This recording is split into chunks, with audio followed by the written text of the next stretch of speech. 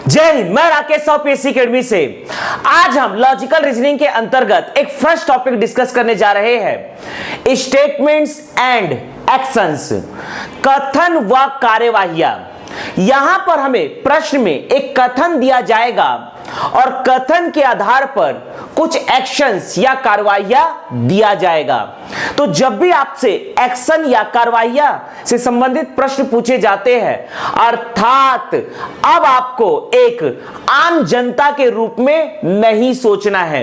ना तो आपसे यहां पर निष्कर्ष कंक्लूजन पूछा जा रहा है, ना तो आपसे सजेशंस मांगे जा रहे हैं, ना तो यहां पर आपको किसी प्रकार का एजम्पशंस क्रिएट करना है, बल्कि जो भी कथन दिया जाता है वह एक प्रॉब्लम होता है और उस प्रॉब्लम का हमें सॉल्यूशन निकालना है एक निर्णय के आधार पर, और इस निर्णय को हमें, इस डिसीजन को हमें कन्वर्ट करना है एक्शन में, अर्थात कार्यवाही में।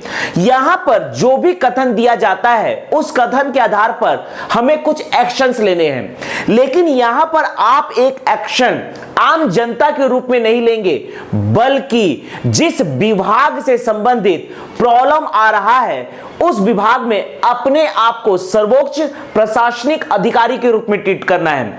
मतलब कथन में आपको एक प्रॉब्लम दिया जाएगा और उस प्रॉब्लम को आपको सॉल्व करना है, उस पर कार्यवाही करनी है, एक्शन लेना है, अर्थात सबसे पहले आपको डिसीजन लेना पड़ेगा।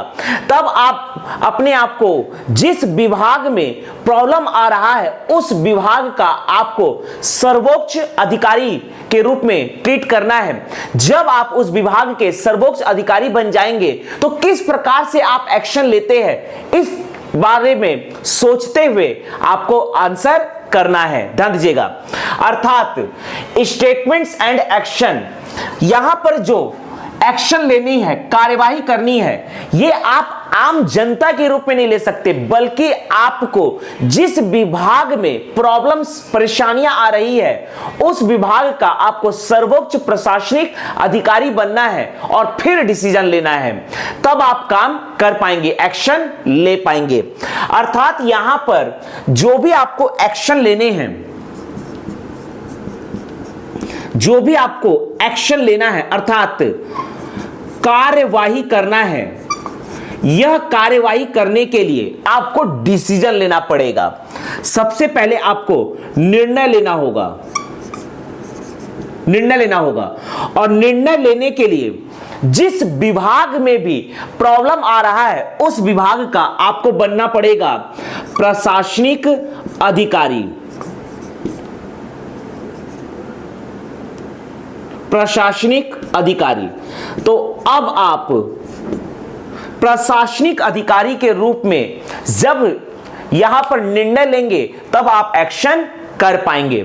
यहां पर सिंपली बात यह है कि जब भी कार्यवाहियां या एक्शन से संबंधित आपसे प्रश्न पूछे जाते हैं तब आपको आम जनता के रूप में अपने आप को ट्रीट नहीं करना है, अदरवाइज आप डिसीजन या निर्णय नहीं ले पाएंगे। यहां पर जिस विभाग से, मान लीजिए आपको शिक्षा विभाग से संबंधित कोई प्रॉब्लम पूछा जा रहा है, तो आप अपने आप को शिक्षा विभाग का सर्वोच्च अधिकारी ट्रीट कीजिए या शिक्षा मंत्री ट्रीट कीजिए। यदि आपको स्वास्थ्य विभाग से संबंधित कोई प्रॉब्लम आ रहा है तो आप अपने आप को स्वास्थ्य विभाग का सर्वोच्च अधिकारी ट्रीट कीजिए या स्वास्थ्य मंत्री ट्रीट कीजिए। तब आप आसानी से डिसीजन ले पाएंगे और एक्शन कर पाएंगे। यदि यातायात या परिवहन से संबंधित कोई प्रॉब्लम आ रहा है तो आप अपने आप को यातायात से संबंधित प्रमुख अधिकारी समझिए या यातायात परिवहन मंत्री ट्रीट कीजिए, तब आप आसानी से एक्शन ले पाएंगे।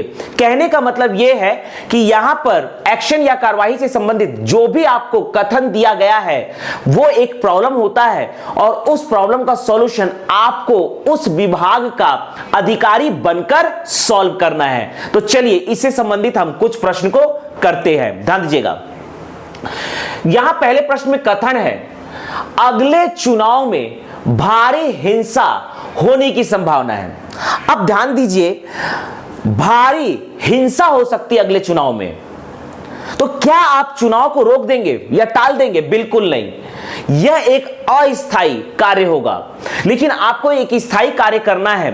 मान लीजिए आप किसी राज्य में मान लीजिए चुनाव हो रहा है और उस राज्य में अगले चुनाव में हिंसा हो सकता है, तो आप एक डीजीपी, पुलिस महानिदेशक के रूप में, डायरेक्टर जनरल ऑफ पुलिस के रूप में किस प्रकार से सोचते हैं, या आपको पैरामिलिट्री फोर्स बुलानी है तो उसके सर्वोच्च अधिकारी के रूप में आप किस प्रकार से सोचते हैं कि सुरक्षा प्रदान किया जाए। अगर आपको पता है कि हिंसा होने वाली है अगले चुनाव में, अर्थात कहीं ना कहीं यह एक सुरक्षा का विषय है, सिक्योरिटी का विषय है, तो यहां पर आपको सुरक्षा बढ़ानी पड़ेगी।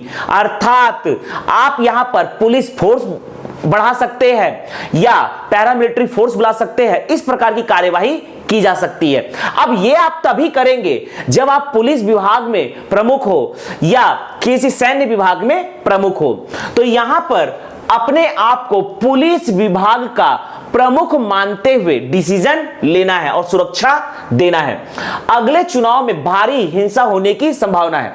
आप अपने आप को यहां पर पर्टिकुलर राज्य का डीजीपी समझिए, director general of police, police महानिदेशक समझते हुए यहां पर निर्णय लीजिए और एक्शन कीजिए। ध्यान दीजिएगा, पहला लिखा है, पहली कार्यवाही है, चुनाव को कुछ समय के लिए टाल देना चाहिए। देखिए, कभी भी अगर हिंसा होने भी वाली है तो चुनाव को टालना एक अस्थायी प्रयास होगा। आप यहां पर सुरक्षा को बढ़ाकर भी हिंसा को रोक सकते हैं, तो यह बिल्कुल कार्यवाही गलत है। दूसरा है, चुनाव आयोग को इमरजेंसी शक्ति दी जानी चाहिए, यह भी बिल्कुल गलत है। तीसरा है, पर्याप्त संख्या में पैरामिलिट्री फोर्सों की तैनाती की जानी चाहिए, यह बिल्कुल सही है। अर्थात हमारा आंसर है आंसर सी, क्योंकि यहां पर केवल और केवल एक्शन कार्यवाही 3 सही है। अगला प्रश्न है जिसमें कथन है, प्रत्येक वर्ष मानसून के पहले या मानसून के बाद हमें कुछ रोगों का सामना करना होता है, लेकिन इस वर्ष यह एक व्यापक रोग है जो 4 सालों के बाद प्रतीत हुआ है। मतलब यहां पर स्वास्थ्य विभाग के द्वारा हमेशा नोटिस किया जाता है कि यहां किसी भी क्षेत्र विशेष में प्रत्येक वर्ष मानसून के पहले या मानसून के बाद हमें कुछ रोगों का सामना करना पड़ता है। स्वास्थ्य विभाग ने इस बात को एनालिसिस किया है, विश्लेषण किया है कि मानसून के पहले या मानसून के बाद, मतलब मानसून आने के पहले या मानसून जाने के बाद कुछ रोगों का सामना करना पड़ता है, लेकिन इस वर्ष यह एक व्यापक रोग है जो 4 सालों के बाद प्रतीक हुआ है। और स्वास्थ्य विभाग इस बात को एनालिसिस कर रहा है कि इस साल यह एक व्यापक रोग के रूप में उभरा है और यह 4 साल में एक बार देखने को मिला है। तो इसका मतलब यह नहीं है कि यह हर 4 साल के ही अल्टरनेट में आए। इसका मतलब यह नहीं है कि यह व्यापक रोग हर 4 साल के ही अल्टरनेट में आए। ऐसा सोचना बिल्कुल गलत है। अर्थात यहां पर स्वास्थ्य विभाग का आपको एक उच्च अधिकारी ट्रीट करना है। जब आप अपने आप को स्वास्थ्य विभाग का अधिकारी ट्रीट करेंगे, एक प्रशासनिक अधिकारी के रूप में, यदि हम शासन की बात करते हैं तो शासन, यदि आप यहां पर शासन में प्रमुख समझेंगे तो आपको स्वास्थ्य विभाग का मंत्री अपने आप को समझना होगा। यदि आप शासन के रूप में स्वास्थ्य विभाग के मंत्री हो या प्रशासनिक अधिकारी के रूप में स्वास्थ्य विभाग के प्रमुख या सर्वोच्च अधिकारी होंगे, तब आप यहां पर निर्णय ले पाएंगे और उस आधार पर कार्यवाही कर पाएंगे। तो यहां पर कार्यवाही दिया हुआ इस आधार पर, इस व्यापक रोग से बचने के लिए प्रत्येक 4 वर्ष पर सावधानी पूर्वक पहले होनी चाहिए। देखिए, यहां पर नोटिस किया गया है कि 4 साल के बाद, मानसून के पहले या मानसून के बाद यह एक व्यापक रोग के रूप में उभरा है। इसका मतलब यह नहीं है कि 4 साल के बाद ही होगा या 2 साल के बाद ही होगा, ऐसा जरूरी नहीं है, यह कभी भी हो सकता है। तो यहां पर समय के आधार पर इसका कार्य करना बिल्कुल गलत है। मान लीजिए हो गया कि 2000 में ये नहीं फैला, इसका मतलब हम सोचेंगे 2001 में नहीं आएगा, 2002 में नहीं आएगा, 2003 में नहीं आएगा, 2000 सीधा आएगा 4 में, ऐसा बिल्कुल नहीं है। अर्थात ये कार्यवाही बिल्कुल गलत है। यहां पर आप जो एक्शन ले रहे हैं, यहां पर आप एक्शन स्वास्थ्य मंत्री के रूप में लीजिए या स्वास्थ्य विभाग का सर्वोच्च अधिकारी के रूप में आप यहां पर एक्शन ले रहे हैं। जनता को सलाह देनी चाहिए कि वे मानसून के दिनों में उबले हुए पानी का सेवन करे। यह बिल्कुल सही है। तो इस प्रकार से हमारा आंसर है बी। तो जब भी आप किसी प्रॉब्लम को सॉल्व करने जाते हैं, वहां पर कार्यवाही या एक्शन से संबंधित आंसर देना चाहते हैं, तो आपको जिस विभाग से संबंधित प्रॉब्लम्स आए हैं उस विभाग का अपने आप को सर्वोच्च अधिकारी ट्रीट करना होगा, तभी आप डिसीजन ले पाएंगे और कार्यवाही कर पाएंगे। यहां पर अगला प्रश्न है, हाल के अध्ययन से पता चला है कि विकासशील देशों में 5 वर्ष से कम आयु के बच्चों की मृत्यु मुख्यतः डायरिया तथा आंत की परजीवी के द्वारा होता है। यहां पर लिखा गया हाल के अध्ययन से पता चला है कि विकासशील देशों में 5 वर्ष से कम आयु के जो बच्चे हैं उनकी मृत्यु मुख्यतः डायरिया तथा आंत की परजीवी के द्वारा हुआ है। तो यहां पर कहीं ना कहीं आप अपने आप को WHO वर्ल्ड हेल्थ ऑर्गेनाइजेशन विश्व स्वास्थ्य संगठन का प्रमुख समझ रहे हैं, तभी आप विश्व के जितने भी विकासशील देश है उनसे आपने डेटा मंगवाया, स्वास्थ्य विभाग से डेटा मंगवाया और आपने नोटिस किया कि कहीं ना कहीं जो विकासशील देश है वहां पर 5 वर्ष से कम आयु के बच्चों की मृत्यु डायरिया या आंत से संबंधित रोगों से हो रहा है, आंत के परजीवी से हो रहा है। तो आप WHO के अध्यक्ष के रूप में, विश्व स्वास्थ्य संगठन के अध्यक्ष के रूप में सभी विकासशील देशों को इस बात की सूचना देंगे कि आप अपने देश में 5 वर्ष से कम आयु के बच्चों को डॉक्टरी सलाह के अंतर्गत रखें, डॉक्टरी निरीक्षण के अंतर्गत रखें, या आप कह सकते हैं कि 5 वर्ष से कम आयु के बच्चों को डायरिया तथा आंत की परजीवी के बीमारी से होने वाली बीमारियों से संबंधित टीकाकरण जरूर कीजिए। तो इस प्रकार से कार्यवाहियां की जा सकती है। तो यहां पर आपको अपने आप को WHO का अध्यक्ष समझना होगा और जब आपके देश में इस बात पे एक्शन लिया जाएगा तो आप अपने देश को अपने आप का स्वास्थ्य मंत्री समझिए, केंद्रीय स्वास्थ्य मंत्री समझिए, ध्यान दीजिएगा, या आप अपने आप को प्रधानमंत्री समझिए, तब आप एक्शन ले पाएंगे। तो मान लीजिए हाल के अध्ययन से पता चला है कि विकासशील देशों में 5 वर्ष से कम आयु के बच्चों की मृत्यु मुख्यतः डायरिया तथा आंत की परजीवी के द्वारा होता है। अब आप अपने देश में इसका निराकरण करना चाहते हैं तो अपने आप को आप प्रधानमंत्री समझिए या केंद्रीय स्वास्थ्य मंत्री समझिए, क्योंकि आपको अब WHO से डेटा मिला है तो उस आधार पर आपको कार्यवाही करनी है। तो मान लीजिए मैं अपने आप को प्रधानमंत्री के रूप में समझता हूं और इस प्रकार से अपने देश से इस प्रकार की बीमारियों को हटाने के लिए मैं क्या एक्शन ले सकता हूं, ध्यान दीजिएगा। पहला है, विकासशील देशों के सरकारों को चाहिए कि शहर में आरोग्य स्थिति सुधार हेतु पर्याप्त कदम उठाए जाने चाहिए। यह बिल्कुल सही है। दूसरा है, 5 वर्ष से कम उम्र के बच्चों को डॉक्टरी सुरक्षा के अधीन रखा जाए। यह बिल्कुल सही है। अगला है, 5 वर्ष से कम उम्र के बच्चों को निःशुल्क डायरिया तथा आंत की परजीवी के बीमारी से रक्षा हेतु टीकाकरण किया जाना चाहिए। यह बिल्कुल सही है। तो इस प्रकार से डी आंसर होगा 1, 2, 3 तीनों ही सही है।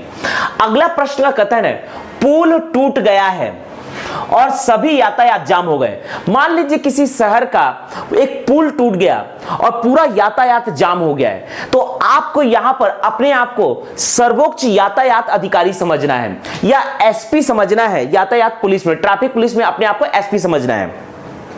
सुपरिटेंडेंट पुलिस अपने आप को समझना है सुपरिटेंडेंट ऑफ ट्रैफिक पुलिस। जब आप अपने आप को यातायात पुलिस अधीक्षक समझते हैं तो आप किस प्रकार से यहां पर एक्शन लेते हैं। आपके सामने आया, एक रिपोर्ट आया कि कहीं पर पुल टूट गया है, आप SP हो ट्रैफिक पुलिस में, आपके पास कॉल आ रहा है कि कहीं पर पुल टूट गया है, किसी स्थान पर पुल टूट गया है, तो आप किस प्रकार से एक्शन लेंगे एक सर्वोच्च पुलिस ट्रैफिक अधिकारी के रूप में। तो यहां पर आपके सामने जब प्रॉब्लम आया है तो आप कुछ यातायात पुलिस को भेजेंगे कि जाओ वहां पर जाम को साफ करो तथा लोगों को बोलो कि किसी दूसरे अल्टरनेटिव रास्ते से होकर अपने डेस्टिनेशन तक पहुंच जाए। और यहां पर साथ ही साथ आप एसपी के रूप में जो यातायात व परिवहन मंत्री है उनको इस बात की सूचना देंगे कि इस स्थान का पुल टूट गया है, मतलब भविष्य में कहीं ना कहीं इस पुल का फिर से पुनर्निर्माण किया जाए। लेकिन अभी आपकी काम होना चाहिए कि आप यातायात पुलिस को उस पर्टिकुलर क्षेत्र में भेजें और वहां से ट्रैफिक को साफ कीजिए तथा लोगों को प्रेरित कीजिए कि आप दूसरे रास्ते से अल्टरनेटिव रास्ते से होकर जाइए। और साथ ही साथ और यातायात व परिवहन मंत्री को आप रिपोर्ट करेंगे कि भविष्य में इस पुल का निर्माण किया जाए। तो इस प्रकार से यहां पर आपको लॉन्ग टर्म तथा शॉर्ट टर्म दोनों प्रकार के गोल के आधार पर एक्शंस लेने हैं। यहां पर मैं अपने आप को ट्रीट कर रहा हूं superintendent of traffic police, traffic police का एसपी, ध्यान दीजिएगा, यातायात पुलिस अधीक्षक के रूप में मैं अपने आप को ट्रीट कर रहा हूं। तो किस प्रकार से मैं एक्शन ले सकता हूं? कार्यवाही, पुल